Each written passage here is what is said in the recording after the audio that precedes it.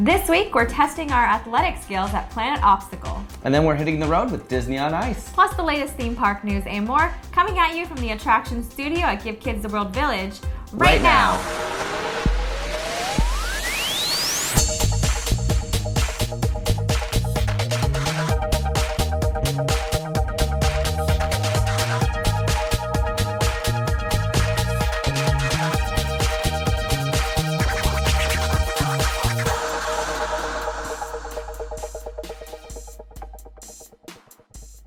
Hello and welcome to this week's episode of the show. I'm Quinn. And I'm Elisa. And you went to Galaxy's Edge. I did. I got to go to a cast member preview. Thank you to my husband. It was really good, you know? I kind of went in not really with any expectations. I just kind of wanted to go and have fun, enjoy myself, but the bar was set really high and I loved it. What did you get at the cantina?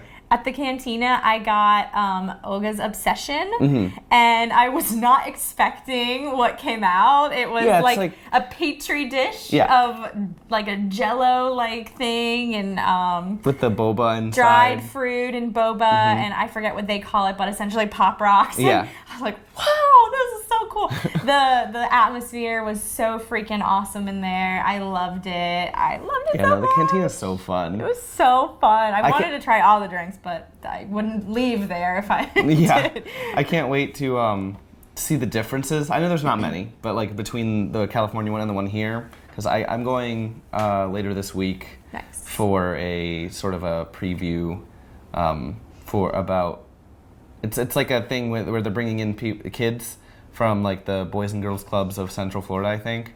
Yeah. And they're gonna have like a special preview of the land, so we're gonna be there to see them go into the land. I'm not sure if we're going to go into the land ourselves, but hopefully we do. And I'll be able to see the little differences. But and I'll get to have blue milk again. And it opens in 3 weeks to the public. You're right. And it's so close, and it's really fun. I rode the ride a couple times because it was probably my only chance without a huge queue. Yeah. But how is the queue for the cast member previews? It was amazing. I waited like 10 minutes. Wow. Ooh. Yeah, so we went great. a few times, and I got to pilot, and it was fun. And like the size of the land was way larger than I expected. It's big. Yeah, it is. It's really good. Y'all are gonna freaking love it when it opens. Can't wait.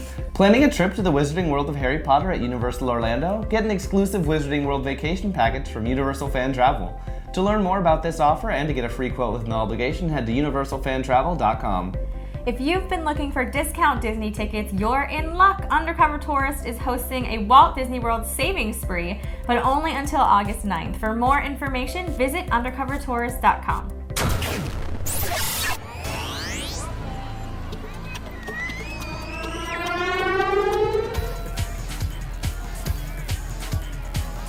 This News in the Queue starts off with some epic news from Universal Orlando. That's right, it's finally happened. Universal Orlando has announced Universal's Epic Universe, a brand new theme park. While we don't know much about what will be in the new park or when it will open, we do know that it will be located near the Orange County Convention Center in Orlando. It will feature its own restaurants, shops, and hotels, and that the starting wage for team members there will be $15 per hour. That's really nice. You can check out the concept art breakdown and speculation for the new park now on our website. Oh my goodness, what a big day. What an epic day that announcement was. Epic. I know, right? The jokes will go on forever. So we have posted the story about like our speculation. So we don't know, this is all rumors, but of course the big one is Nintendo Land. For sure. Definitely something that everyone wants to see here in Orlando. That's right. I'm hoping for How to Train Your Dragon. Yeah, that's one of the other ones that we thought. I think Fantastic Beasts was one of the things that we thought maybe was one of the lands. And then one that I really hope is true is Universal Monsters. Yeah. So classic monsters, Dracula. So cool. Again, it's definitely all rumors and speculations right now. The concept art is beautiful, but very hard to tell exactly what it's going to be, which is I'm pretty fine. sure they kind of took whatever they were planning specifically and were like, let's make it really vague. Well, that's what concept art is, and it's always subject to change, but we're definitely really excited that we've got the announcement, so can't wait. Whoop, whoop, more to come. Now, a new holiday experience is coming to Disney's Animal Kingdom this year. At the Discovery Island section of the park, guests will encounter life-size animal puppets, winter-themed white decor, colorful animal-inspired luminaries lining the rooftops, and wireframe lanterns shaped like birds. During the day, guests will get to see the animal puppets gather in the land, but when night falls, the Tree of Life will awaken with a series of winter-themed displays. This sounds so beautiful. Yeah, we kind of got a little, talked about it a little bit during the holidays segment that we did with Disney. And it looks, they had some of the actual luminaries on display.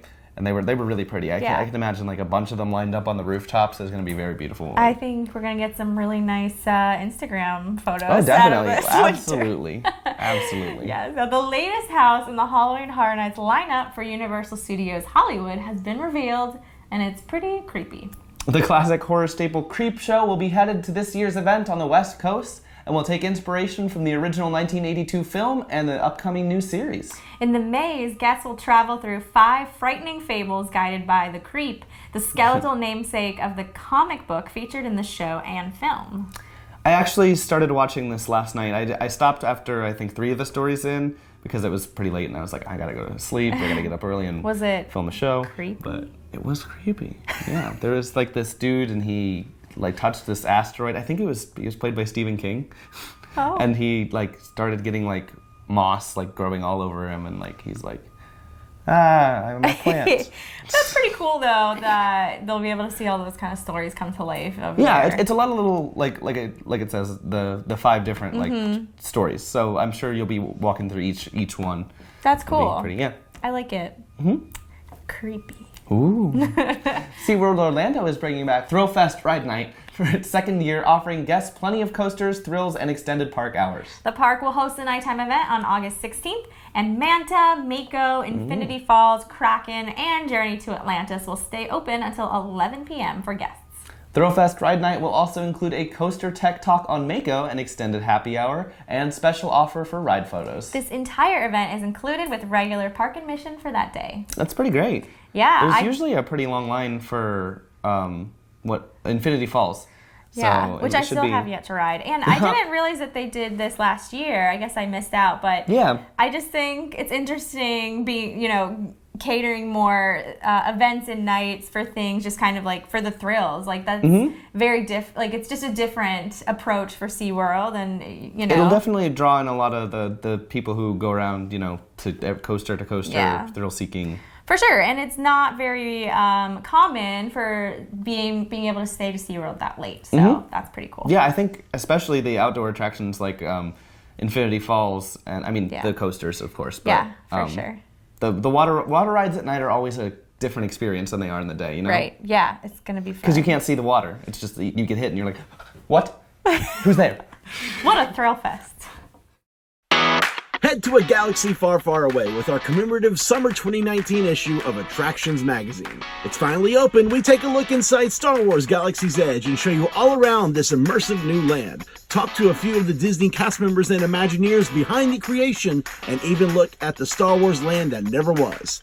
Plus the latest news, rumors, and more packed into every issue. Get your copy and subscribe today at attractionsmagazine.com in print or digital in our app on Nook and Kindle. Do you think you could handle being a ninja warrior? Absolutely. I was born for it. Well, now there's a place where you can test your skills, and we sent Neve and Banks to check it out. Oh, let's see what you got. Hiya!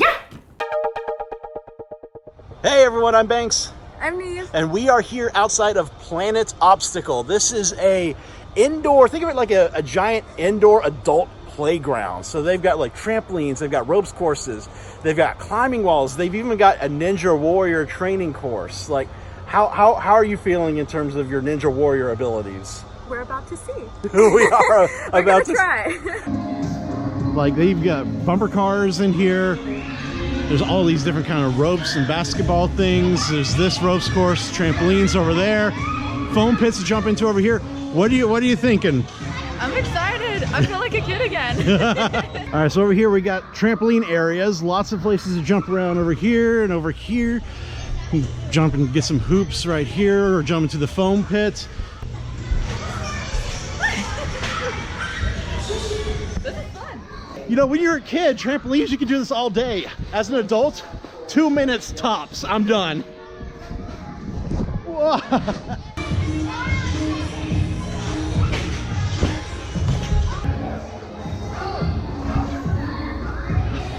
Sliding. Yeah!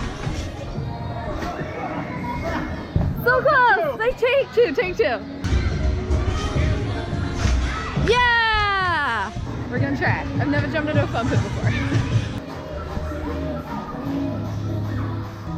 It might be so hard to get out of. Nice. I'm just gonna stay here for the rest of the day. Oh, all right.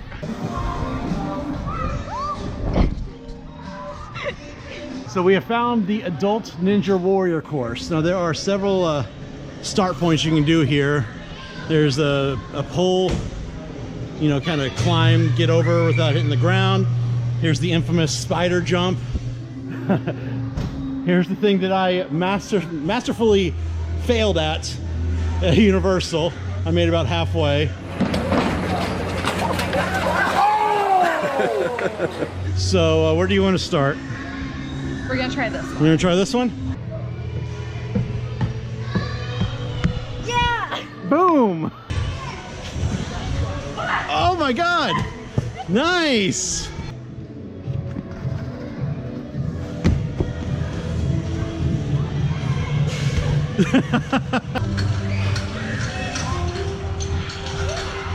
You got it? Oh.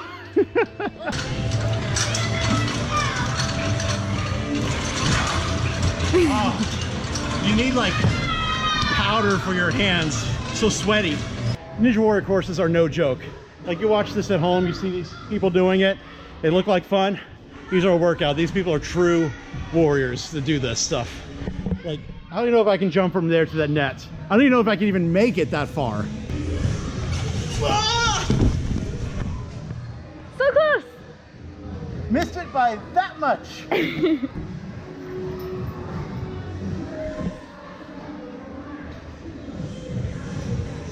There you go.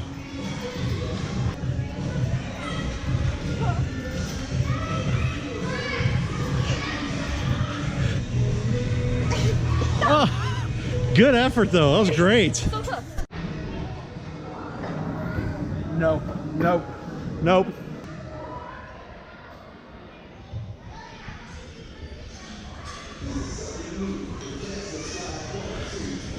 Nice! So for the kids who want to be Ninja Warriors, they have a kids only ninja course for ages 11 and under. They got little miniature versions of some of the big Ninja Warrior stuff. For those who want to have a birthday party here, they got plenty of event space in this one corner of the building. Party room there. And then over here for the younger kids, they have a toddler play area for children under 3 years old. So the object of this one right here is to hold on to that as long as you can, as far up as you can, and then you let go and just slide down. Neve is ready to go. I feel like Bill Paxton.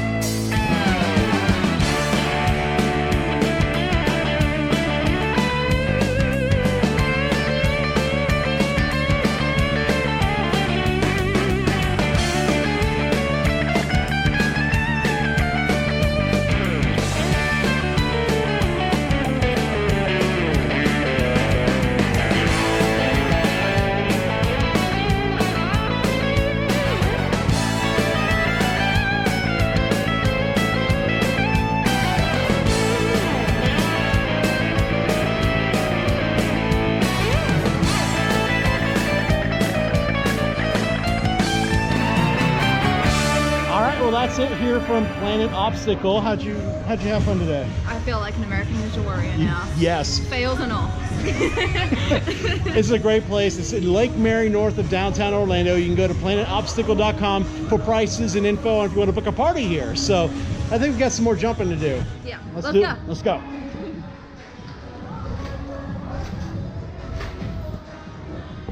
I'm too tired. I think each and every one of us goes above and beyond. We do everything for our clients that we could possibly do. From getting up at 3 a.m. to get the best deal for them when it comes out, to staying up late at night to send them their documents. We like taking the stress off of you. We'll stress about it. You go have fun. MEI and Mousefan Travel is your expert source for no-fee travel planning. Visit mei-travel.com for a no-obligation quote today. Skip the lines with Undercover Tourists' crowd calendars, touring plans, and mobile apps. Stop paying full price for your family vacation and visit Undercover Tours today. Disney on Ice is hitting the road with their new show, Road Trip Adventures. Our reporter Carrie went to the rehearsals to see what it takes for professional ice skaters to learn new acrobatic tricks. Over to you, Carrie. There is no substitute for live entertainment, and one of the best ways a family can spend a day together is at a Disney on Ice production.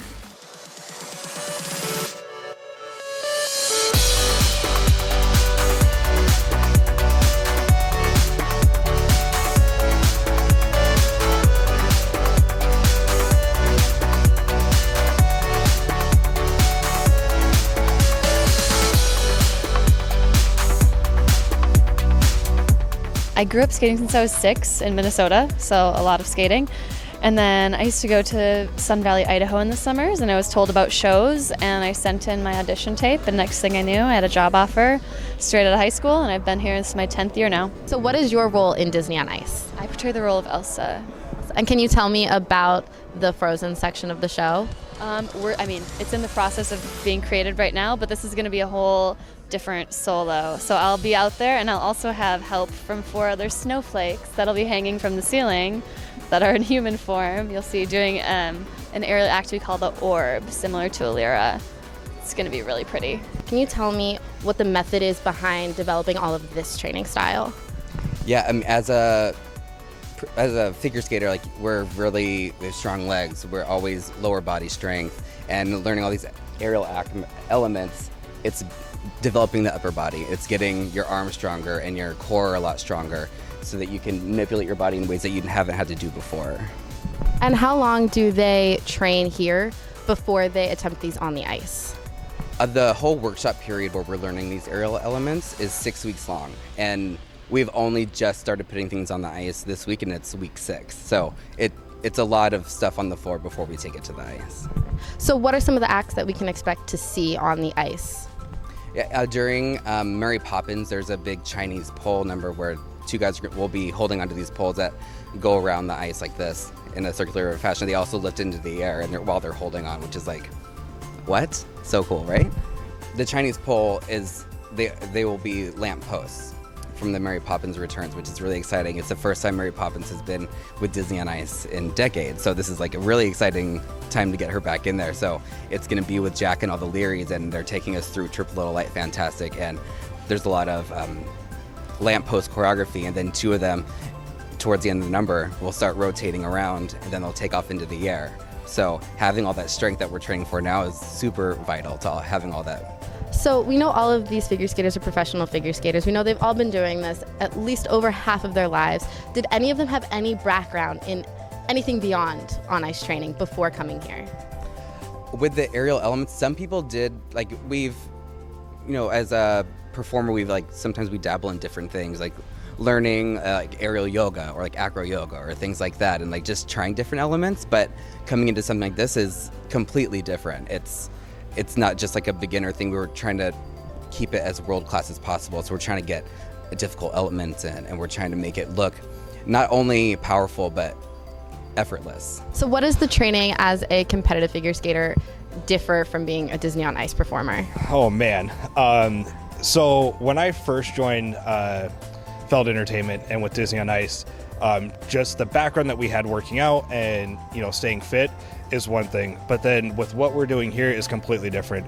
I'm using different muscles and learning how to rework out and do certain things because this is a whole different ball field from what I'm used to. As a competitive figure skater, we would train to get through a 4.5-minute program, where here we have to get through a 2-hour show, and that is a completely different thing. And plus, with these workshops and the workouts that we're doing, is a whole different muscle groups that we're using to be able to do the Chinese pole, and for the girls to do the lira, and for the aerial ballet as well, completely different. So you said you were a competitive pair skater. Are there other skaters from different backgrounds? And can you tell me about those? Yes, we have skaters from all over the world, single skaters, ice dancers. We also have acrobats just from all over the place. Not everyone specifically just set on one thing.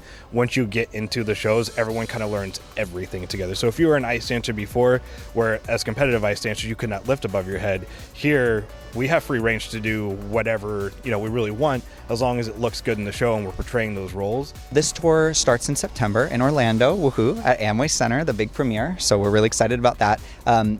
This tour will go until mid-May or so, and we travel mostly the eastern half of the U.S. So we'll play major U.S. arenas. Most of those arenas have their own ice floor already because they have a resident hockey team, so we'll be quite fortunate on this tour and not have to set up too much ice. There's a couple cities where they don't have it, so we'll send our ice team from Feld Entertainment a couple days early to set up a floor, not unlike the one you see here, and get us ready for the show. But it's a fun fact because I think you, being from a figure skating background, probably think about those things, but the average audience member probably doesn't even realize that many times there's days or weeks of work that go in before we ever even get there to make sure that the show can happen.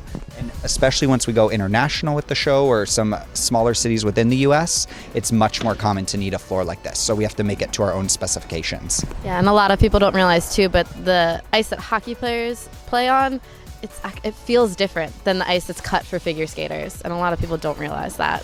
That's absolutely correct. And each skater, kind of like you were talking about with the sharpening, has different preferences too with what they prefer. A lot of them say that the tank ice gives those who are jumpers, gives them a little bit extra spring because they often say it feels a little more hollow, but that's a very good point because every city we go to, the ice is different. It might be a slightly different size, it could be a different texture, so we have to be very flexible so that we can adapt to all of those scenarios to make sure every city gets the best show that we can give.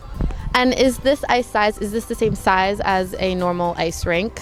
This is actually a little bit smaller than probably a normal ice floor, but this is the ideal ice floor size that we'll go with for this show. So something really special. This show is very participatory and engaging at getting the audience in the show and to become a part of the show. You might have been told this already, but there are more audience members that get to step on the ice and ride around in a special vehicle during the show than there even are cast in the show. We have performers out in the audience, Disney characters all around you, and in order to do that, we need some space around the ice, around the perimeter, kind of like you see here, so that we can bring the magic off the ice and right up into people right in front of them. So this is why we chose this size, so that we can make it as participatory and engaging as possible. It takes almost 2 full days to load in a show of this size before we get there. It's a very theatrical show. There's a lot of technical elements involved. So we'll start over 24 hours before the skaters ever arrive at the arena to get the show ready to go. So again, a fun fact that a lot of people probably don't even realize how much work it takes to get it ready for that week. We've got so many wonderful stories that are going to come to life in this production. Aladdin, based on the live action movie. Toy Story 4. The Lion King. We've got the popular Moana. Frozen. Incredibles 2. And in a Disney on Ice first, Mary Poppins Returns. We are really bringing the audience into the center of the action in ways they've never experienced before. The audience, the families are going to be immersed into the actual production. I know, it sounds crazy, but it's true. So whether you're 2, you're 12, you're a boy, you're a girl, a mom, a dad, an aunt, uncle, grandparent, it's really a multi-generational experience that everybody can enjoy together.